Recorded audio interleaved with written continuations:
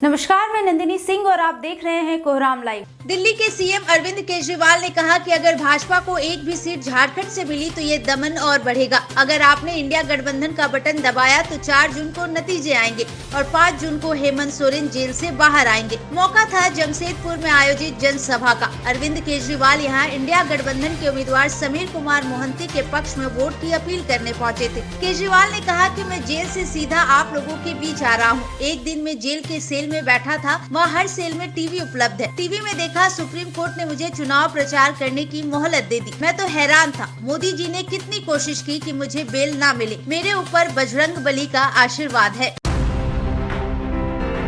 Passenger से भरी एक बस आज सिंदरी पुल से नीचे गिर गई, जिसमें कई यात्री जख्मी हो गए। यात्रियों की चीख चित्कार से पूरा इलाका दहल उठा। आवाज सुन आसपास के लोग जुट गए। सूचना पुलिस को दी गई। मिली सूचना पर पुलिस मौके पर पहुंची और 3 एम्बुलेंस की मदद से बेतरह जख्मी लोगों को अस्पताल में भर्ती कराया। ये पुल तमार खूटी रोड पर है। बस में करीब 48 पैसेंजर सवार थे। स्थानीय लोगों के अनुसार मोहन बस पैसेंजर्स को लेकर जमशेदपुर जा रही थी। अचानक एक बच्ची बीच सड़क पर दौड़ गई। उसे बचाने के चक्कर में बस का बैलेंस बिगड़ गया और बस पुल से नीचे गिर गई। वहीं कुछ लोगों का कहना है कि बस की रफ्तार काफी तेज थी।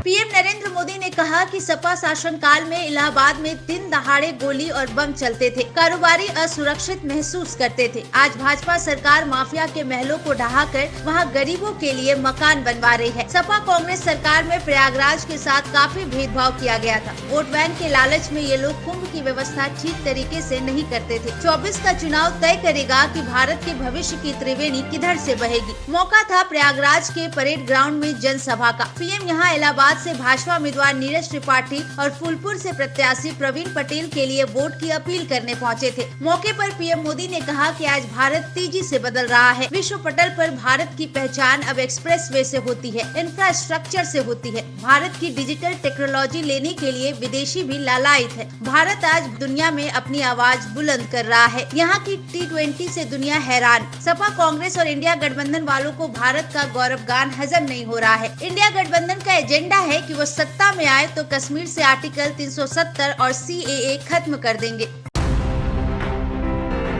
लोकसभा चुनाव में वोटिंग परसेंटेज बेहतर करने में युवाओं का अहम रोल रहा है। वोटर्स को जगाने में युवाओं से तगड़ा सहयोग मिला है। NSS यानी राष्ट्रीय सेवा योजना के वॉलेंटियर मतदाता जागरूकता कार्यक्रम के तहत वोटिंग वाले दिन तक एक्टिव होकर जागरूकता का काम करते रहे। मतदान के रोज हर घर से वोटर्स को वोटिंग के लिए जगाना और बूथ तक लाना NS वॉलेंटियर सहित निर्वाचन कार्य से जुड़े लोगों और जागरूक नागरिकों की बड़ी जिम्मेदारी है। ये कहना है झारखंड के चीफ इलेक्शन ऑफिसर के रवि कुमार आज रांची यूनिवर्सिटी में आयोजित मतदाता जागरूकता समापन समारोह में बोल रहे थे। मौके पर वॉलेंटियर्स को पुरस्कार देकर नवाजा गया। वहीं चीफ इलेक्शन ऑफिसर ने कहा कि मतदान करना अपना अधिकार है। मतदान अवश्य करें और दूसरों को भी मतदान के लिए प्रेरित करें।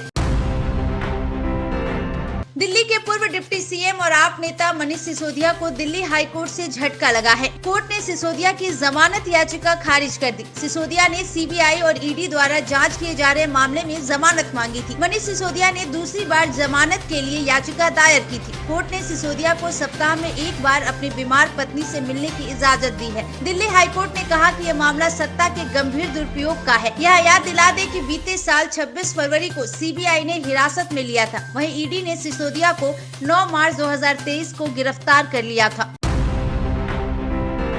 अखिलेश यादव की आजमगढ़ की सभा में भी समर्थक बेकाबू हो गए। सभा सरायमीर थाना क्षेत्र के खरेवा बाजार में आयोजित की गई थी। समर्थक बैरिकेडिंग तोड़कर मंच के करीब तक पहुंच गए। हालत को काबू में करने के लिए वहां मौजूद पुलिस को लाठियां चटकानी पड़ी। पुलिस के इस एक्शन के बाद वहां रखी गई कुर्सियां तोड़ दी गई। वहीं जूते, चप्पल, ईंट, पत्थर भी फेंके गए। इसके बाद अखिलेश यादव ने मंच से समर्थकों को शांत रहने की अपील की। अखिलेश ने कहा कि आप लोग समाजवादी कार्यकर्ता हैं, आप में जोश है। इस जोश को 25 मई तक संभाल कर रखिए। अनुशासन में रहिए, अनुशासन मत बिगाड़िए। पुलिस आपकी सुरक्षा के लिए है। इसके बाद समर्थक शांत हुए। फिर अखिलेश ने रैली को संबोधित किया। अखिलेश यहाँ सपा के लालगंज उम्मीदवार दरोगा प्रसाद के लिए वोट मांगने पहुँचे थे। इससे पहले सोमवार को अखिलेश यादव की संत कबीर नगर की रैली में भी भगदड़ जैसे हालत बन गए थे। वहाँ भी पुलिस को लाठियों का सहारा लेना पड़ा था।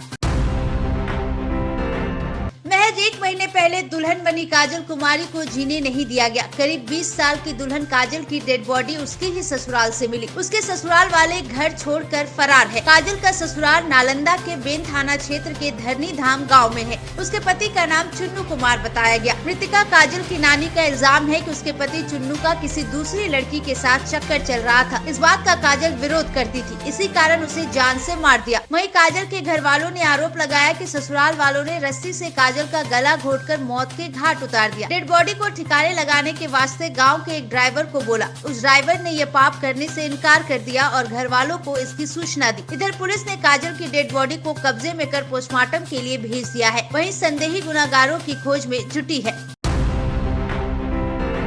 आजसू सुप्रीमो सुदेश कुमार महतो ने कहा कि अब की बार 400 पार हमारा लक्ष्य और संकल्प है। हमारे इस लक्ष्य से विपक्ष परेशान है। विपक्षी गठबंधन का सिर्फ नाम बदला है, चरित्र नहीं। जब भी 400 पार की बात होती है तो जेएमएम कांग्रेस के पसीने छूट जाते हैं। इस लक्ष्य को हासिल करने के लिए झारखंड की जनता अपने प्यार, आशीर्वाद, साथ और सहयोग से 13 फूल और 1 फूल को दिल्ली भेजने का काम करेगी। सुदेश महतो धनबाद के टुंडी हाई स्कूल के मैदान में जनसभा को संबोधित कर रहे थे। सुदेश यहाँ गिरिडीह लोकसभा क्षेत्र से एनडीए उम्मीदवार चंद्र प्रकाश चौधरी के लिए लोगों से वोट की अपील करने पहुंचे थे। आजसू सुप्रीमो ने कहा कि टुंडी की जनता ने पिछले लोकसभा चुनाव में अपना अपार प्यार एनडीए उम्मीदवार चंद्र प्रकाश चौधरी को दिया था। टुंडी की जनता पिछली बार से भी अधिक संख्या में अपना मत हमें देकर पीएम नरेंद्र मोदी के हाथों को मजबूत करने का काम करेगी। ऐसे ही झारखंड और देश दुनिया की झटपट खबरों के लिए बने रहिए कोहरामलाइव.com के साथ।